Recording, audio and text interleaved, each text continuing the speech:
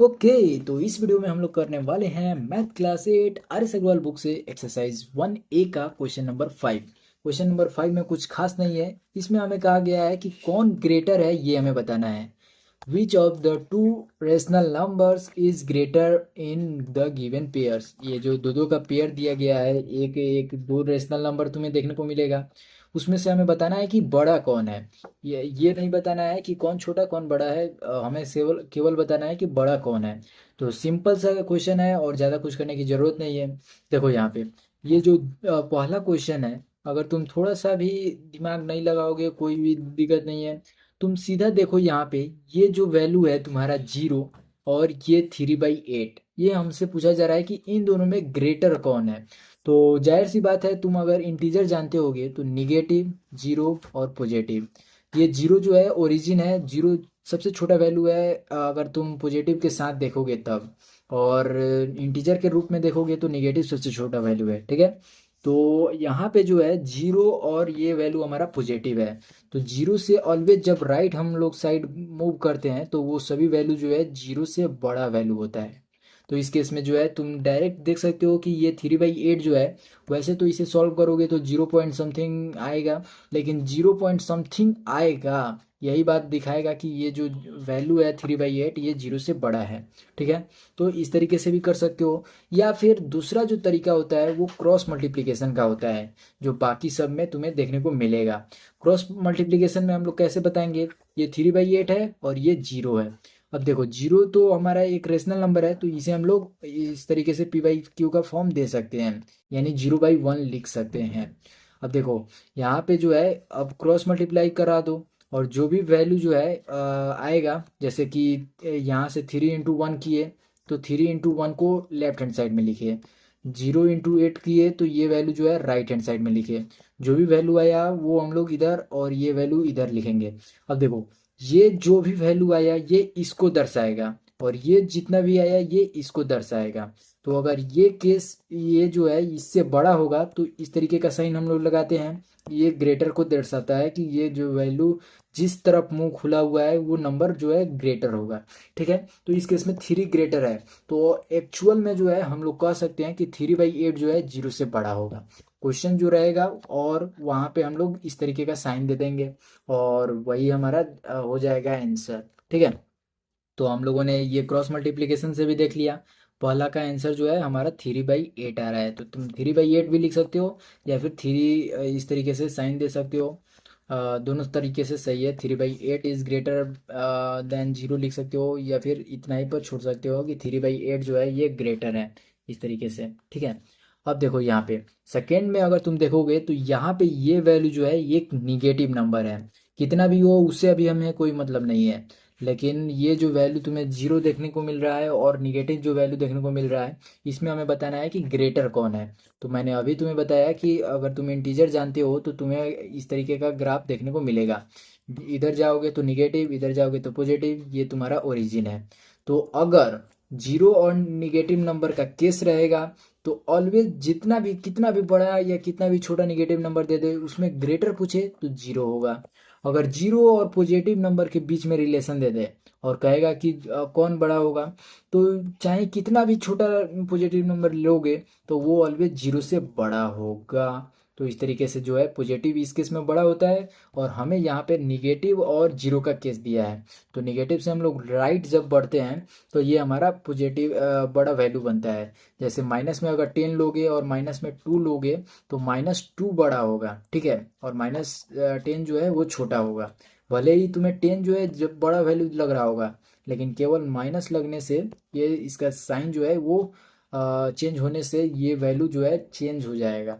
पहले अगर 10 और 2 लिख रहे थे इस तरीके से, तो केवल माइनस लगने से इस तरीके से अब साइन हो जाएगा, यानी -2 जो है बड़ा होगा। ये तुम्हें मैंने समझा दिया। तो इसका इस तरीके से तुम सीधा कह दोगे कि 0 जो है इस केस में बड़ा है। या फिर वही काम जो क्रॉस मल्टीप्लिकेशन हम लोग करके चेकआउट करते हैं।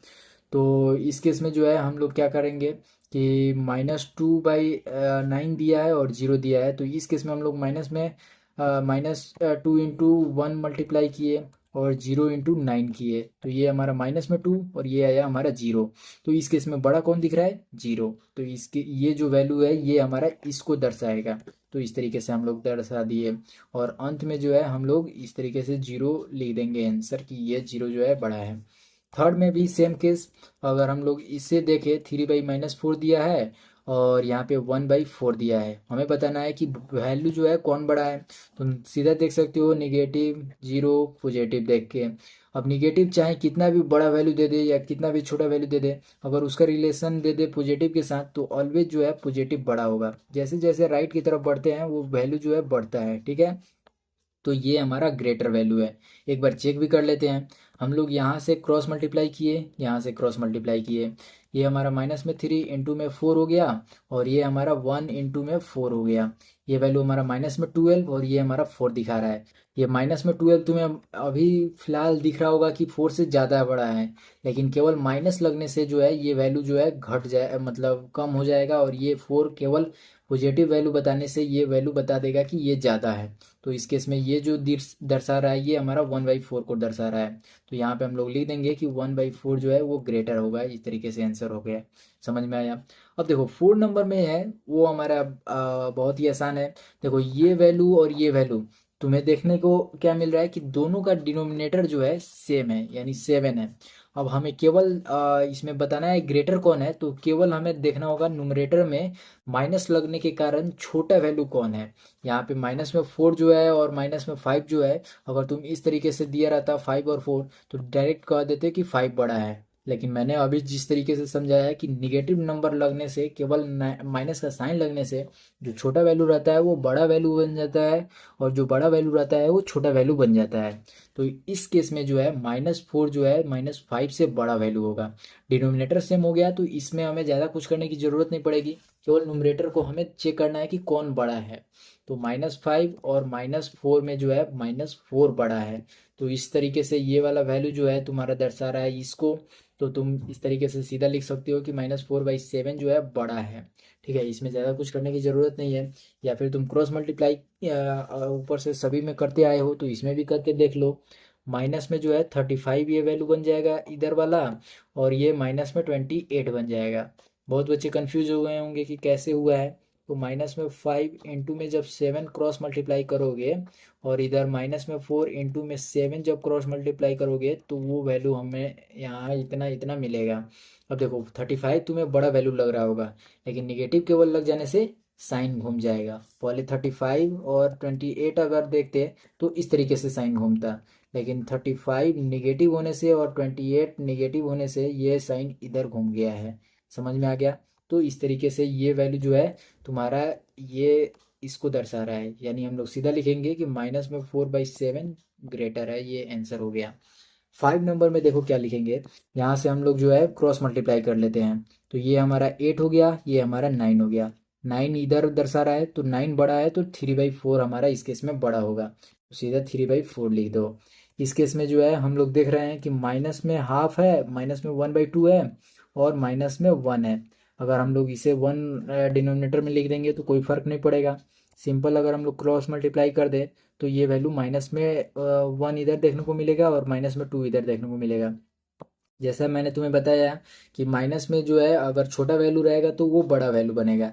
तो ये केस इसको दर्शा रहा है और ये केस इसको दर्शा रहा है। तो इस तरीके से ये बड़ा हो जाएगा -1 से। तो इस केस में -1/2 जो है वो हमारा इस केस का आंसर हो जाएगा।